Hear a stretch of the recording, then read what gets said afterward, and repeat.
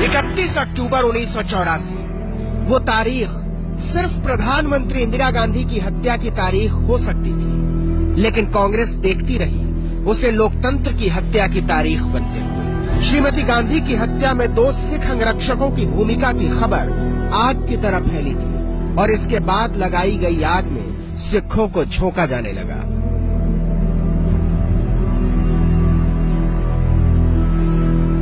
गुरुद्वारे के ऊपर हमारे नौजवान बच्चे साड़े गए तो कांग्रेस तो हमारा दुश्मन है। टैटल को, सज्जन कुमार को फांसी आनी चाहिए। सिखों का न्याय मिले, अभी न्याय नहीं मिला है। ना हमारे आंखों की आंसू गई है, नहीं हमारे जख्म भरे हैं।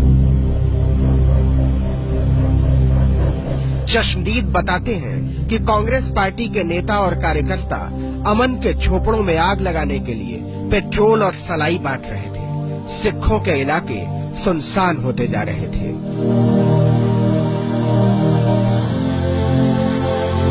सुल्तानपुरी, मंगोलपुरी, त्रिलोकपुरी और तिलक नगर जैसे दर्जनों मोहल्लों में मौत पगड़ी वाले मानवों को खोज खोज कर दरवाजों से बाहर खींच रही थी।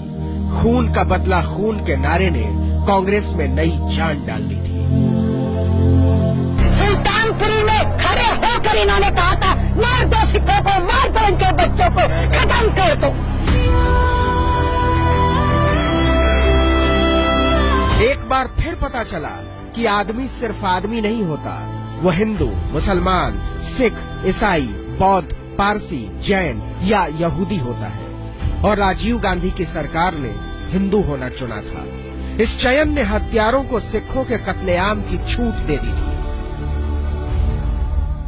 ना तो हमने आज तक कांग्रेस का समर्थन किया है, जिसने हमारे घर उजाड़ दिए, हमारे भाइयों को, हमारे माता पिता को मार दिया, सब कुछ तबाह कर दिया, उसके साथ तो हमारे को कोई हमदर्दी हो ही नहीं सकती।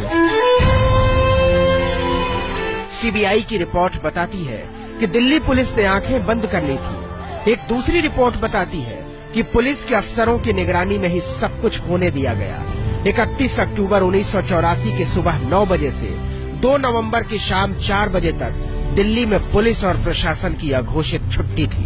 दुकानें लूटी जा रही थी, घर जलाए जा रहे थे, औरतों को, बच्चों को, बुजुर्गों को खींच खींच कर मारा जा रहा था। ऐसे मारे जैसे चूहे को मारी जाते, देखने के बात करने से सीना फटता, ऐसे बात भी नहीं करी जाती।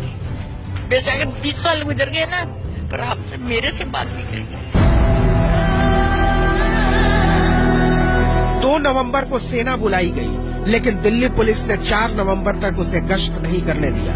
गुरुद्वारों के अंदर से खींच खींच कर लोग मारे जा रहे थे। दिल्ली से पंजाब जाने वाली रेलगाड़ियों से उतार उतार कर सिखों की गर्दनें उतारी जा रही थी। दिल्ली पुलिस ने 3 दिन लगातार ये कत्लेआम करते रहे और दिल्ली पुलिस जो है मूक दर्शन बनी रही। उसने रोकने का भी प्रयास नहीं किया, एक गोली नहीं चलाई, किसी को डंडा नहीं मारा, किसी को बंद नहीं किया।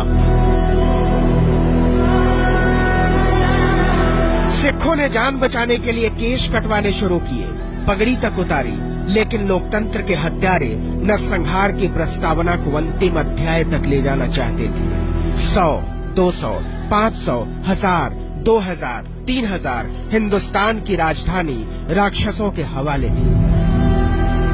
30 साल से सिर्फ और सिर्फ बातें होती रही हैं और कुछ भी नहीं हुआ है।